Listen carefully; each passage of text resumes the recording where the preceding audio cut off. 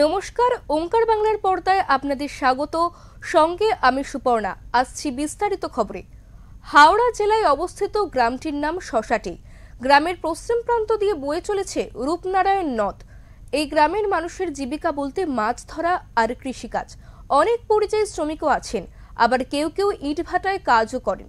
এতদিন গ্রামে কোনো রথ ছিল না। নদী তীরবর্তী মানুষ রথের দিন মন ভার করে থাকতেন। এবার তাদের ইচ্ছা পূরণ হতে চলেছে। এবার গ্রামে জগন্নাথ দেবের রথের চাকা ঘুরবে।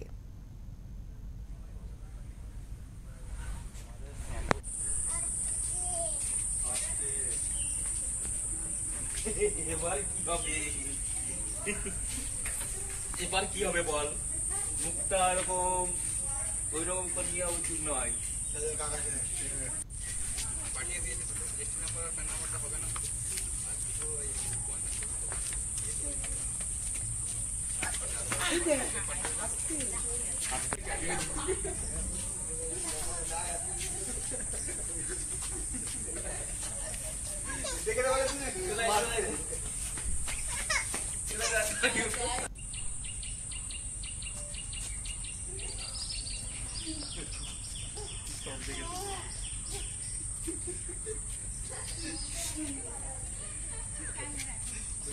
খুবই ভালো লাগছে, খুবই উৎসাহিত। আমরা সকলেই গ্রামবাসী সকলেই খুবই উৎসাহিত। কি করছেন?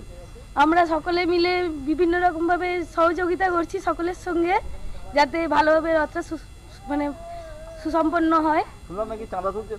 হ্যাঁ, চাঁদা তুলছি, ছেলেদের সঙ্গে হেল্প করছি। রথের জন্য চাঁদা তুলছেন? হ্যাঁ, তুলছি।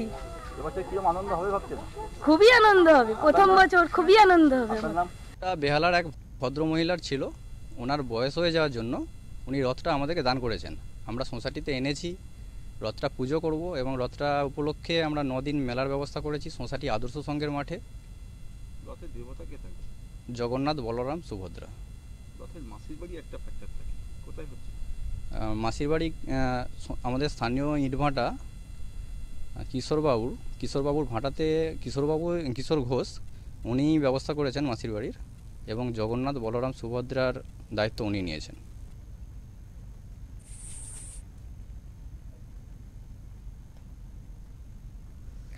আর তাই শশাটি গ্রামের পশ্চিম প্রান্তে এখন সাজো সাজো রব।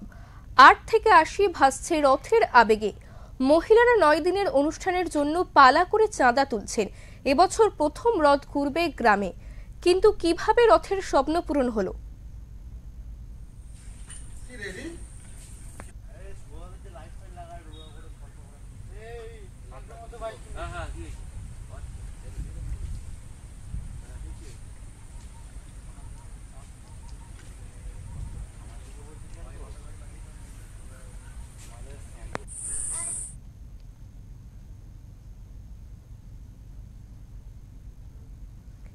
জানা গিয়েছে বেহালার এক প্রবীণ মহিলা রথটি উপহার হিসেবে গ্রামের মানুষকে দিয়েছেন।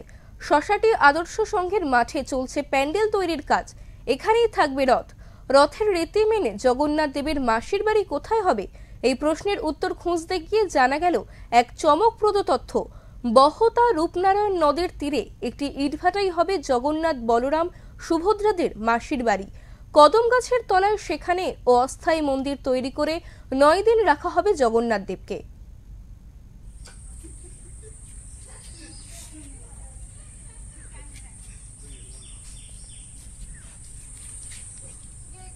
ভালো লেগেছে যে আমি ভাগ্যবান বলে আমার এই সুযোগটা পেয়েছি। আমি কতদিন থাকবে ঠাকুর আপনার ওখানে?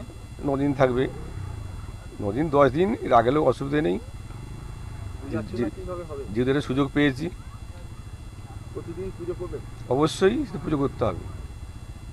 ওরা কি না খেয়েই থাকবে নাকি আমাকে তো ব্রাহ্মণ দিয়ে পুজো করাতে হবে?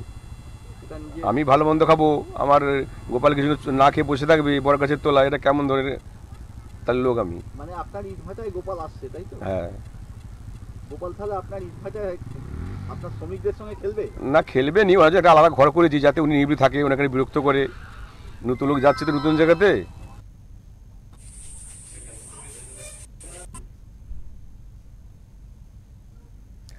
অফ সিজন হলেও ইটভাটায় আসা শ্রমিকরা ও পরিজনরা সঙ্গ দেবে জগন্নাথ বলরামদের। আর জগন্নাথ, বলরাম, সুভদ্রাদের মেসমশাই কিশোর ঘোষও রীতিমতো উচ্ছ্বসিত জগন্নাথ বলরাম সুভদ্রাদের আপ্যায়নের জন্য। এই বর্ষাতে যাতে কোনো সমস্যা না হয় সেই দিকে সজাগ নজর রাখছেন তিনি। মাসির বাড়ি ইটভাটাতেই খেলে বেড়াবে জগন্নাথ সুভদ্রা বলরাম। এই বিষয়ে সবিস্তারে জেনে নেব আমাদের প্রতিনিধির কাছ থেকে। হাতে আর দু একটা দিন, সামনেই রথ। এবছর দীঘায় জগন্নাথ মন্দির তৈরি হওয়ার পর রথের উন্মাদনা অনেকটাই বেশি।